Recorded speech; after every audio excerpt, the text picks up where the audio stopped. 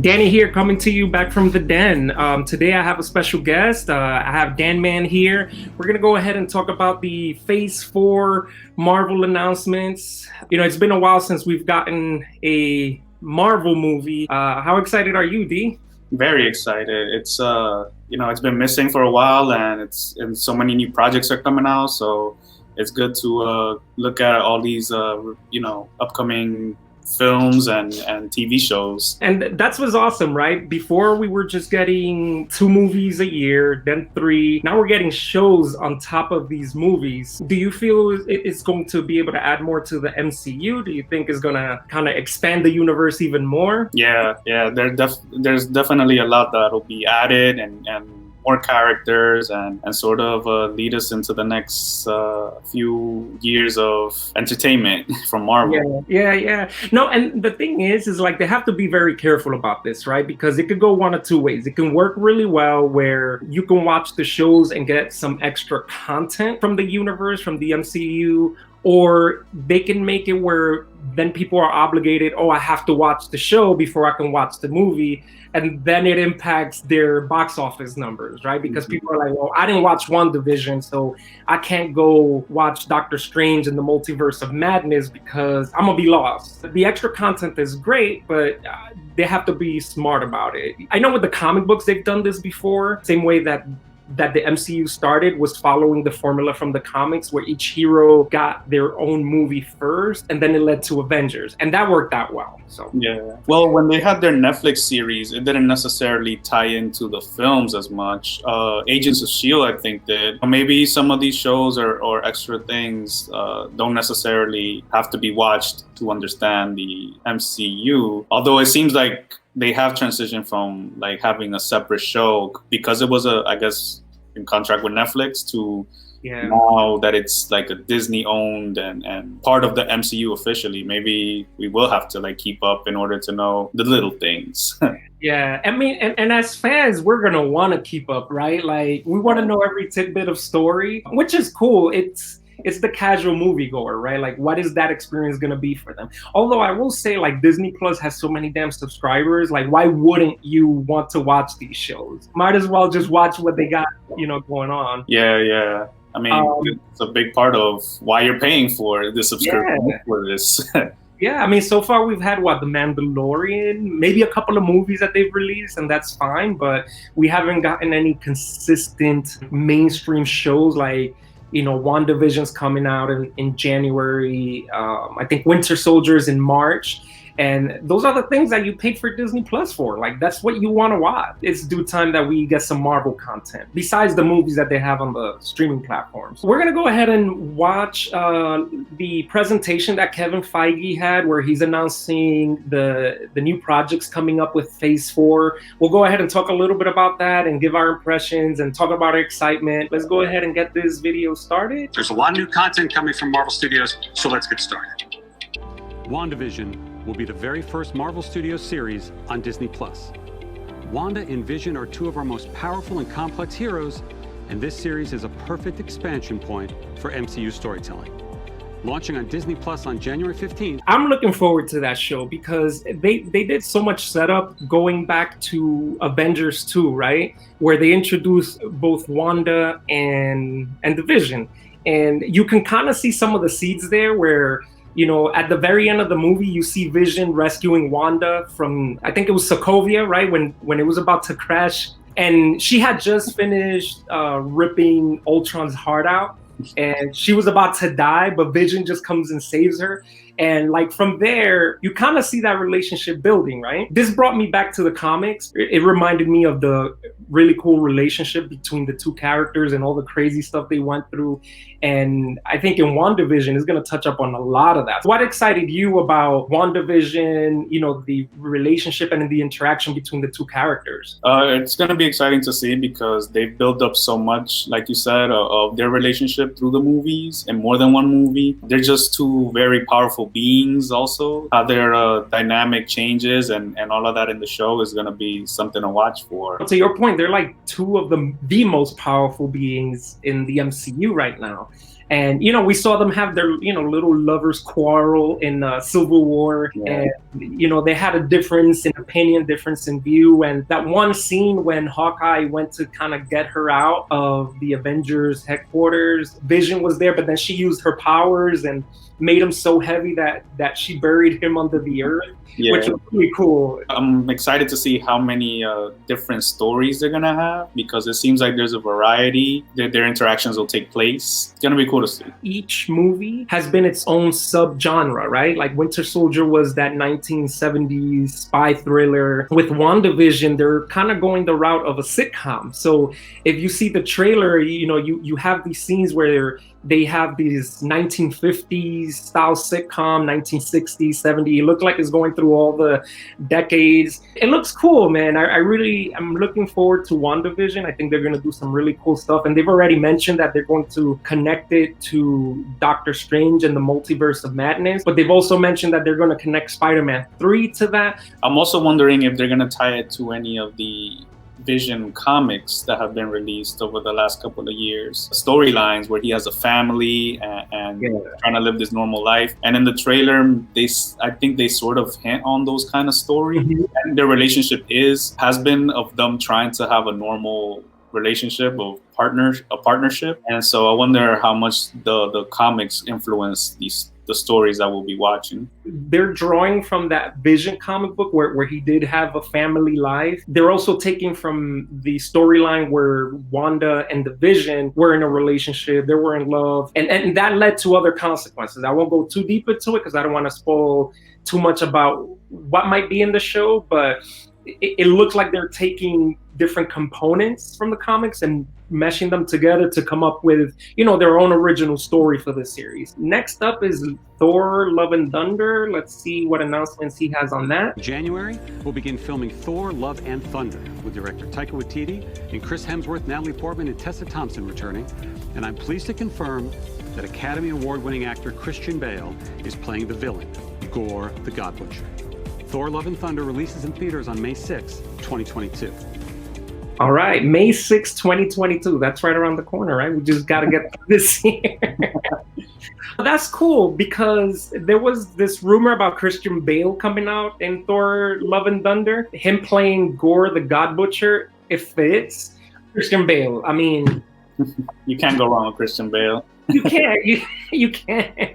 Gore is like an alien being, so I'm wondering if it's going to be fully mocap, right? If we're not even going to see Christian Bale's face, he's just going to do the performance the way, Thanos. Yeah, exactly. Like that's how I'm assuming is going to be. But we'll still kind of see Christian Bale's features and acting abilities and all that stuff because they did a great job with Thanos. I mean, that was awesome. Are you excited for Thor, Love and Thunder? Yeah, I like the Thor series. Chris Hemsworth has been great as Thor. Their stories have all been good. The last one especially I enjoyed. It had more comedic features to it, but it worked well, I thought. And it featured Hulk. So the progressively gotten bigger with Thor. He's one of their top heroes, and I want to see how he's gonna go against Christian Bale's Gore. Christian Bale is great at bringing a dark element into his films, so I don't know how comedic it'll get, because if you know his filmography, he tends to play really dark characters, sinister, just evil people. Even his Batman was a hero and was the Dark Knight. And so he's gonna bring a force with his character that I'm sure will tone down some of this laughter. Elizabeth Olsen is currently in London right now.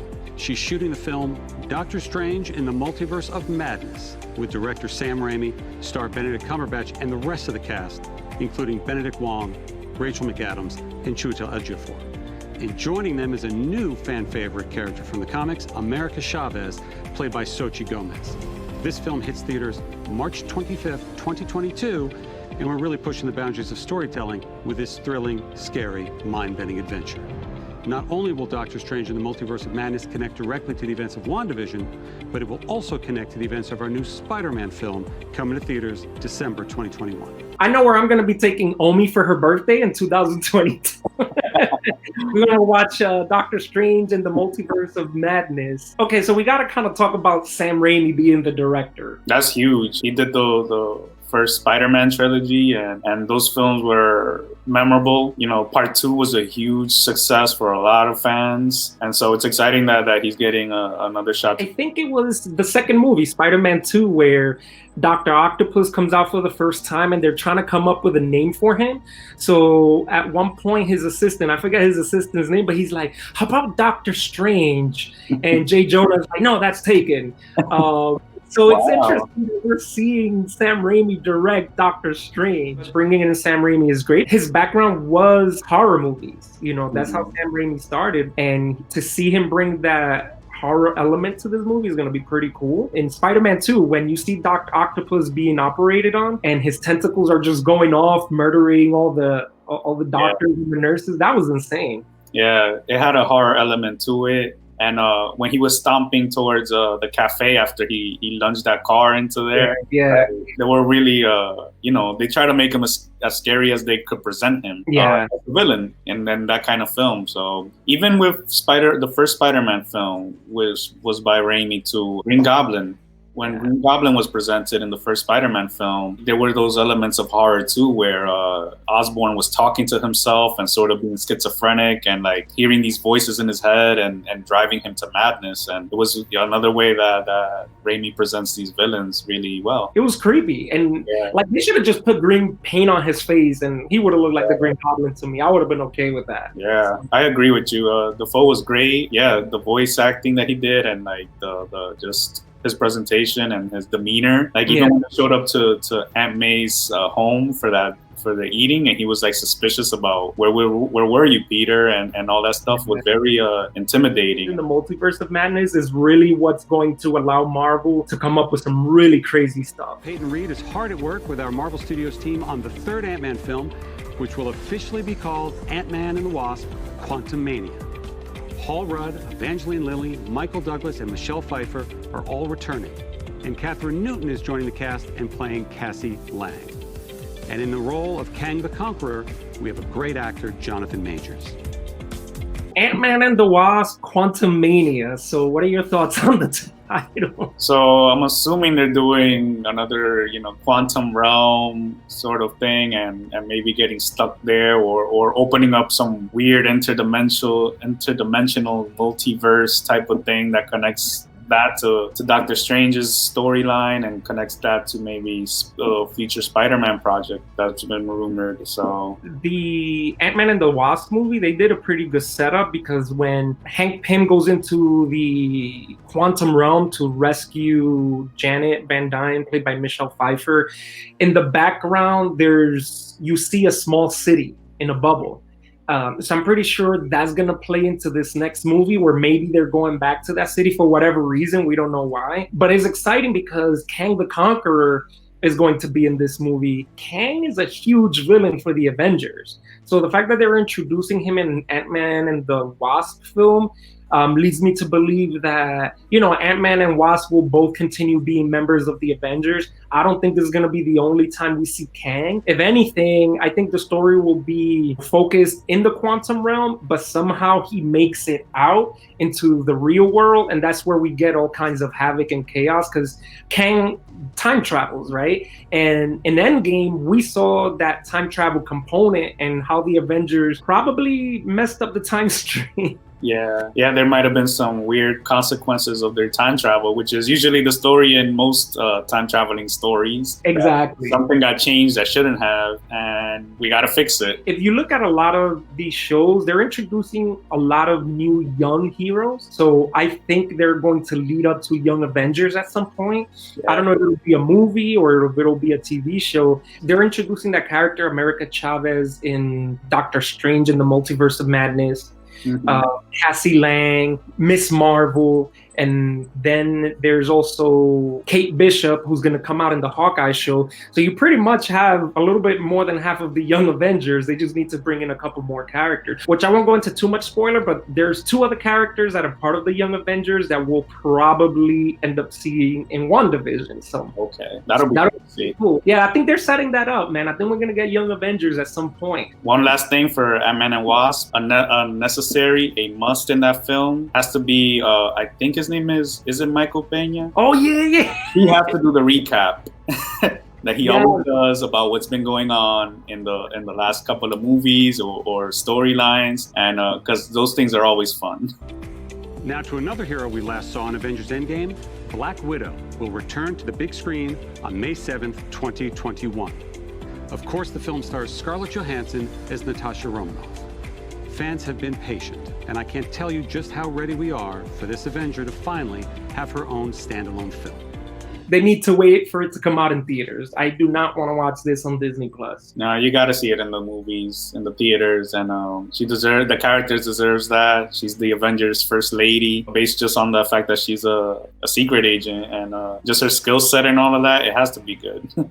Yeah, and I'm wondering, is it going to connect to Falcon and the Winter Soldier in some way, or how is it going to connect to any other movie? Because this is a flashback movie, right? We know how Endgame ended and how things turned out for Black Widow, but now she's getting her own movie. What is this story going to bring? Is it just going to be a standalone story just to give her own movie, or is it going to set something up for the future of her character or the Avengers? Yeah, I could see her setting up something for the future, and something that she herself was not aware of. Right. And I mean, they've done some crazy things in the comics, so I wouldn't be surprised if they went back to that and brought some elements from the comic books. We'll see, man. I'm excited. I'm looking so forward to watching this movie. And maybe we'll get a cameo from someone like the likes of Hawkeye, who has hinted that he's been in adventures with her, like in Avengers and things like that. That'll be cool. I'm trying to remember the place that they always went to. They're always talking about Budapest.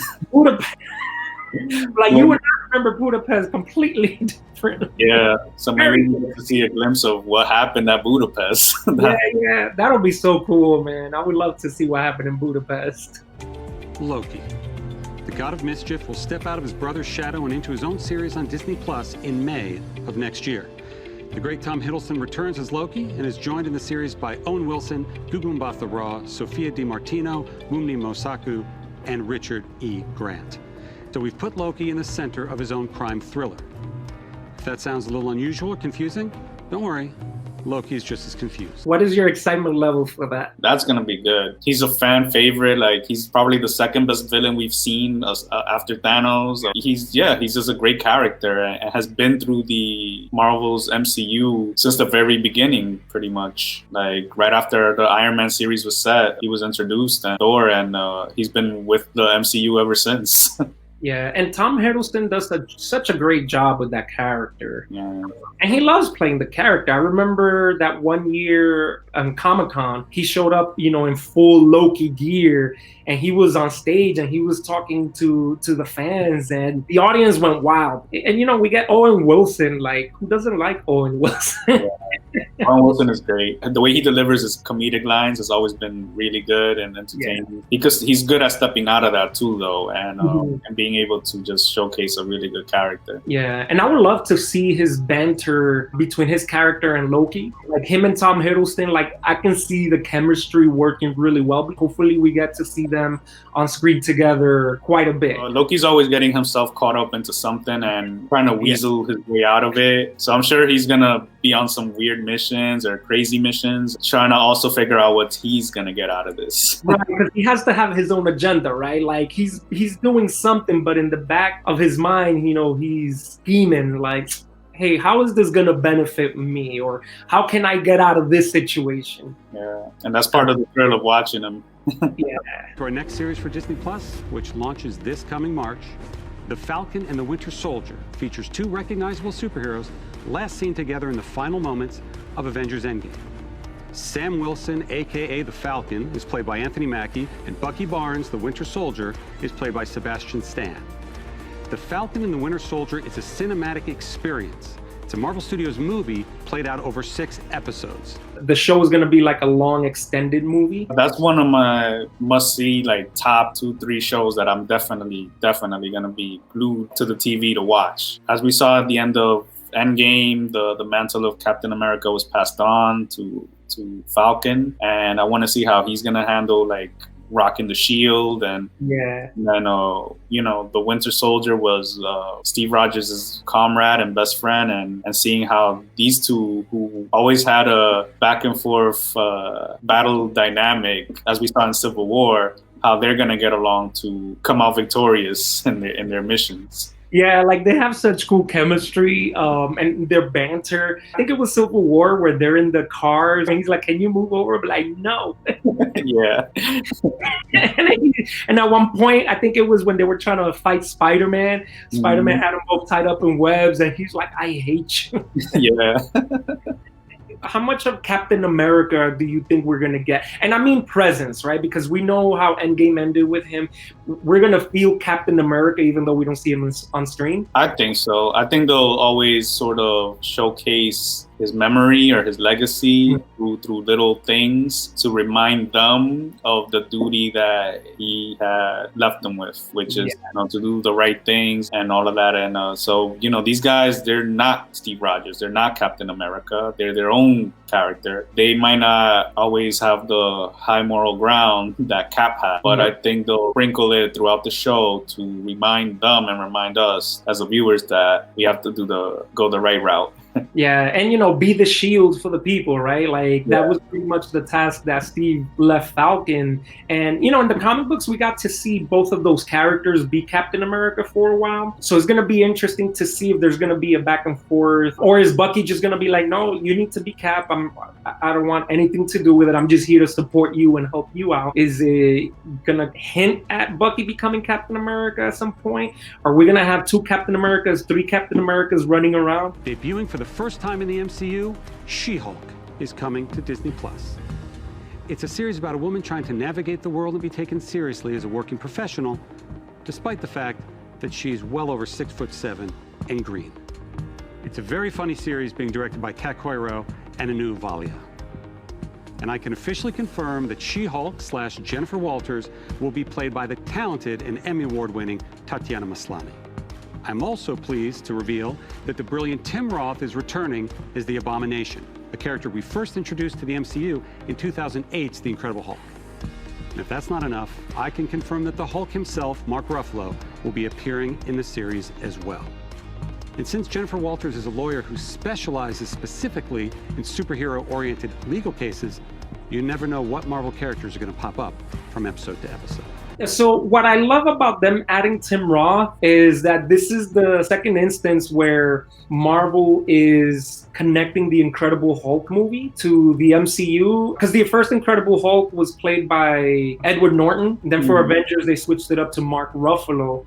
So that movie kind of always stood on its own, but they've always mentioned it. They've referenced it in the movies. And I like Tim Roth. I think he's an excellent actor. So bringing back Abomination is going to be really cool. Yeah, I'm glad that they kept the tie-ins to Hulk as well. Like, they didn't just dismiss it as some one-off movie. It's like the characters and the story of what happened in that movie are still relevant and carry over, which is why the MCU is so strong. Like, they always connect everything. Yeah, and Thunderbolt Ross is also coming out in Black Widow. We saw him in a couple of the Avengers movies. We saw him in Civil War. We saw him in Infinity War, and we're gonna see him in Black Widow. Now we got Tim Roth. He's coming out in the She-Hulk shows. She could be Peter Parker's lawyer, right? Like in the last Spider-Man movie, they kind of announced Peter as being Spider-Man, so he's probably in trouble with the law for murdering somebody. Yeah, or maybe she runs into what's this guy, Daredevil. Oh, Matt Murdock, that would be so cool. Yeah, because he was a lawyer, so maybe they go up on a case together or against each other. Original Avenger Jeremy Renner returns to star in Hawkeye, launching on Disney Plus late next year. In our series, Hawkeye teams up with another well-known archer from Marvel Comics, Kate Bishop. And I'm very pleased to confirm that Kate will be played by the amazing Haley Steinfeld. I'm excited for Hawkeye. I don't know what else to say, but I'm excited. I've always liked the character. I like the way Jeremy Renner plays him. I always thought he would get his own movie eventually, but his own show is just as good. Yeah, it'll be great to see Hawkeye. His character is great, and I don't think he gets enough credit. And the Avengers, he's always sort of seen as like, you know, the more almost sort of like last place as far as the hero rankings. But you know, it's hard to argue against Iron Man and Thor and Cap because of their powers are so phenomenal. They kind of did emphasize on the point that he is the heart of the group. Yeah, and in Endgame, they began the film with him before everything started, and I think that just shows how important his character is. That the film will begin with telling a big part of his family. Shifting to Marvel Studios' first animated series, coming to Disney Plus next summer, What If flips the script on the MCU, taking famous events from the films and reimagining them in unexpected ways. We've assembled a stellar voice cast with many MCU stars reprising their roles. What If? That's going to be awesome. Yeah. It's going to be a really good show. I love that it's animated, so they don't have to worry about budget constraints. Yeah, they could do all sorts of crazy scenes and action sequences, and because it's all animated. And they have the voices of the actual characters that we've seen on screen. Yeah, all the actors are coming back. Even Chadwick Boseman, this is technically going to be his last performance as Black Panther. They're bringing in Jeffrey Wright to play the Watcher. He's a great actor. The What Ifs is like just a take on an alternate universe thing, like what they've been building up with all these other films. What's the concept behind the show? In the comic books, Peter Parker had the symbiote. Actual continuity, he got rid of it. And that's how we got Venom. And there was a comic book called What If Peter Parker Didn't Get Rid of the Symbiote? And it shows how he becomes a darker hero and what ends up happening to him. So that's basically the concept of this. For instance, one of the episodes, this is not much of a spoiler because they've already shown this in the trailers, but you know, what if Peggy Carter took the super soldier serum instead of Steve Rogers? Wow. So you see her being the super soldier. She's British, so she'll be Captain Britain, not Captain America, but you still see Skinny Steve and how he still plays a part of the story. Yeah. I believe it's going to be 23 episodes, so there's going to be an episode for every movie. But Guardians of the Galaxy Holiday Special, we could actually talk through this as he's making the announcement, but I mean, this is just going to be funny. Yeah, Guardians of the Galaxy is such a great franchise. Yeah. In a reverent Guardians fashion, the Guardians of the Galaxy Holiday Special is going to be a lot of fun, especially since James Gunn is back to write and direct. Wow. In fact, making it official. Shoot it during production of Guardians of the Galaxy Volume 3. This special will drop the holiday prior to the next Guardians of the Galaxy film, which hits theaters in 2023. And speaking of Guardians, aptly titled I Am Groot, everyone's favorite little tree, Baby Groot, will star in a series of shorts on Disney Plus featuring several new and unusual characters. So yeah, it looks like they're coming up with some good stuff for the Guardians of the Galaxy. Ironheart will be a series for Disney Plus about genius inventor Riri Williams, who has the most advanced suit of armor since Iron Man's. Dominique Thorne will play the title role. And as we like to do, both Secret Invasion and Ironheart will tie directly to MCU feature films. Secret Invasion, coming to Disney Plus. Samuel L. Jackson is back as Nick Fury, and Ben Mendelsohn from Captain Marvel returns as the Skrull, Talos. Next to Civil War, Secret Invasion is arguably the biggest crossover comic event in the last 20 years, and we're bringing it to Disney Plus. It's about a sect of Skrulls who have infiltrated every level of life on Earth. This is pretty much the Nick Fury show. Like, he's getting his own show based on Secret Invasion, which kind of started in the Captain Marvel movie where they showed the Skrulls. And in the comic books, that was a massive crossover. Kevin Feige mentioned that this is going to lead directly into a future Marvel film. So what film is that, you know? Yeah, they're definitely going to build up to it. It's going to have a lot of elements that'll, you know, dealing with the Skrulls, that'll make it all tie in. Later next year is Miss Marvel. Miss Marvel is a Pakistani-American teen superhero. Earlier this year during shutdown, we held online auditions all around the world to find our Kamala Khan. And we found her in Aman Vellani. We saw Miss Marvel in the Avengers video game, so yeah. And Captain Marvel 2 is currently in the works with director Nia DaCosta. And today I'm excited to announce that Miss Marvel, played by Iman, will be joining Brie Larson and co-starring in Captain Marvel 2, along with a grown-up Monica Rambeau, played by Tiana Paris, whom we will have already met in the upcoming WandaVision. No, that's cool. And I like that they're going to have Miss Marvel, you know, have her own film and already including her in other stuff. So With next year's Eternals, we're introducing a brand new ensemble of superheroes to the MCU, played by a spectacular cast. This is an epic story spanning thousands of years. And that's an awesome cast, man. Films yet. It's set for theatrical release on November 5th, 2021. Got the King of the North. Different vibe to the MCU.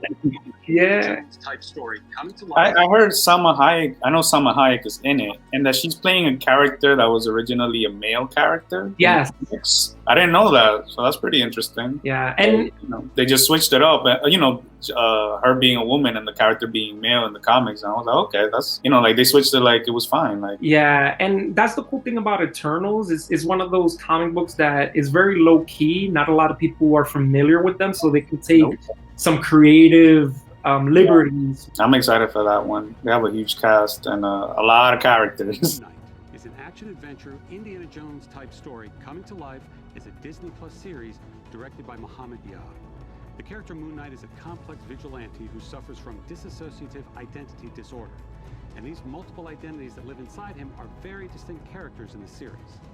The backdrop of our story is incredible Egyptian iconography. Egyptology is something the world's always been fascinated by.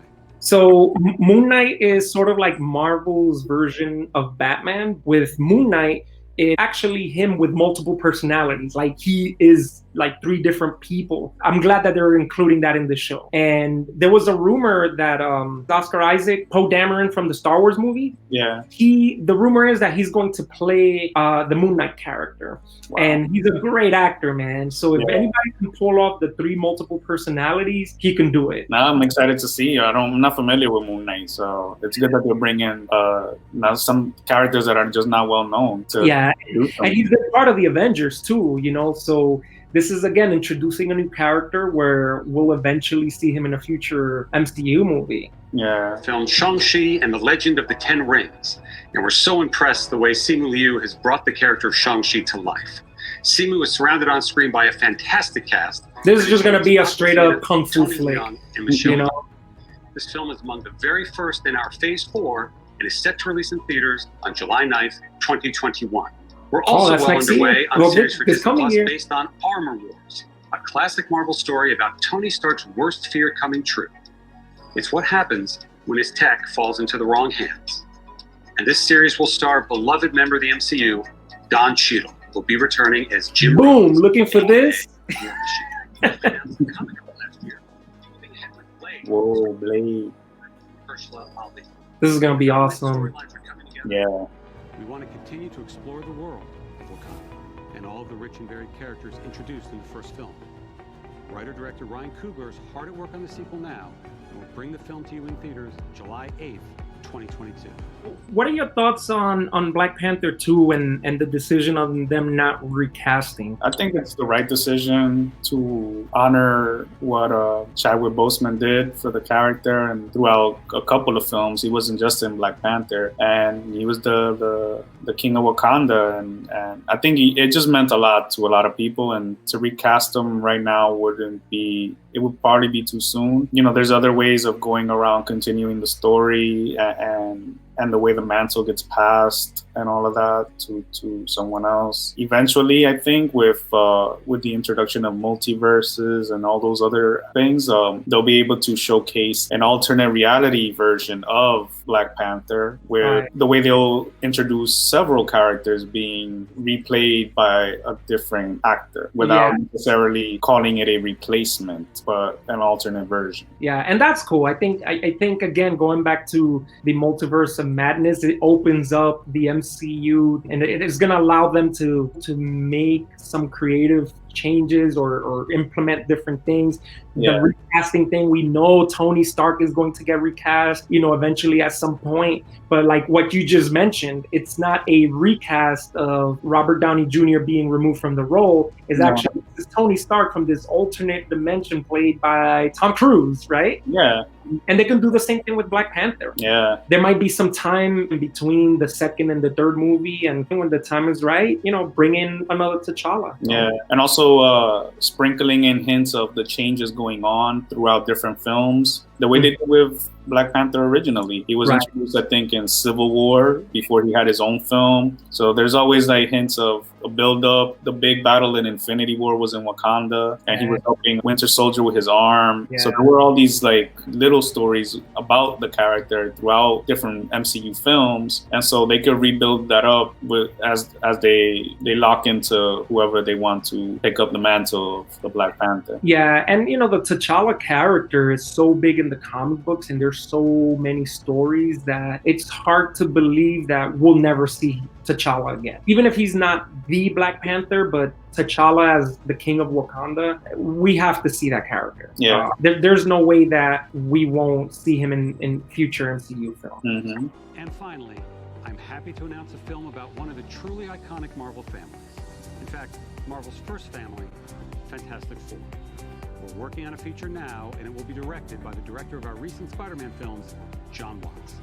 That's exciting. Fantastic Four is huge. That was, I don't want to say out of left field because we knew it had to happen at some point, but they saved the best for last, man. Yeah, I'm a huge Fantastic Four fan. That's major, and the fact that Marvel is the one spearheading the direction of what this will take place, like fully, and integrating it probably with the rest of the MCU, as you know, I'm sure all these things just connect. It'll make it a huge film, a huge story, and a big franchise to come. Yeah, and it's really interesting that they're bringing Jon Watts, the director of the MCU Spider-Man films. If you go back to Far From Home, at the very end, when Spider-Man is swinging through New York City, he's passing through Avengers Tower, but it was renovated. It's different. New owners. At the ground level, there's a sign and it says, "Are you ready for what's next?" And there's numbers. It says 1, 2, 3, and then the number 4 is, I think, is questioned out. You don't see the number 4. Now, seeing that he's gonna direct Fantastic Four, like that has to be a hint to that, man. Yeah. There's no way that this wasn't discussed that far back. It's gonna be great to see, and hopefully they do tie it in with Spider-Man and all of that. I mean, I want them to have their own time to shine on their own, but like, you know, tie-ins are always good, especially the way they've been constructed in the MCU. Jon Watts did a really good job in the Spider-Man movies, because even though you felt Tony Stark, Iron Man in those movies, it wasn't like he was in those movies a lot. You know, even in the first one, that he was still alive. Like, we saw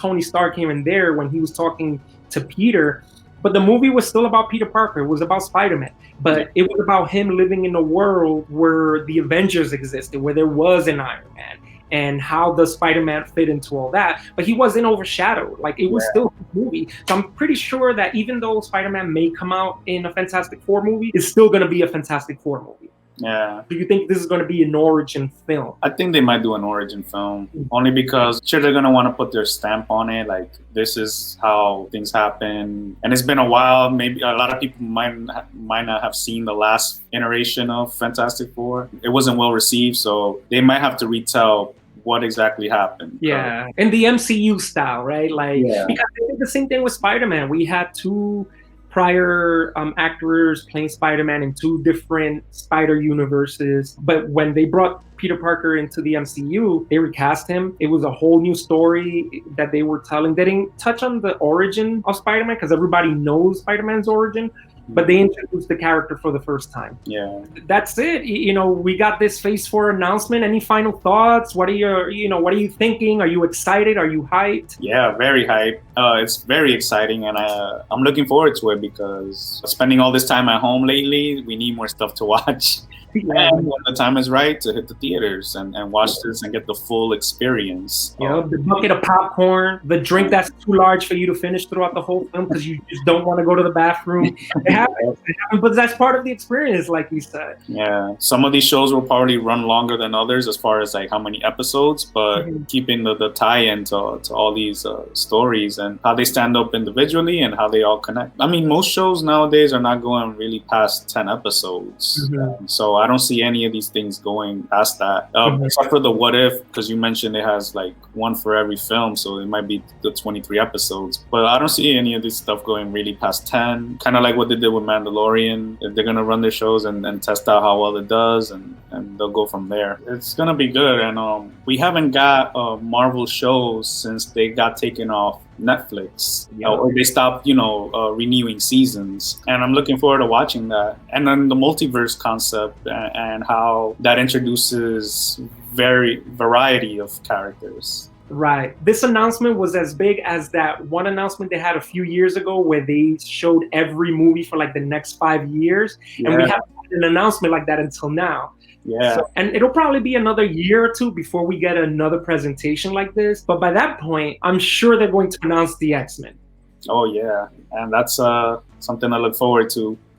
Yeah, and I wouldn't be surprised if the concept of the mutants is introduced either in WandaVision or Doctor Strange in the Multiverse of Madness. I think we'll get introductions to these new characters, these new elements, even the Fantastic Four. Like we might see Reed Richards in another movie, maybe in AntMan and the Wasp, but we won't see him as Mr. Fantastic until their own movie. D, thanks again for joining me here today. I'm glad we were able to do this. We'll certainly do more videos together. You guys watching this video, thank you so much for watching. If you want to stay up to date with my content, feel free to subscribe, hit the notifications bell. You want to drop a comment, feel free to do so, and definitely leave a thumbs up. I thought this video was great. I enjoyed it. I enjoyed Daniel's company and conversation. And D, any final words? Now let's just get ready to watch all this stuff.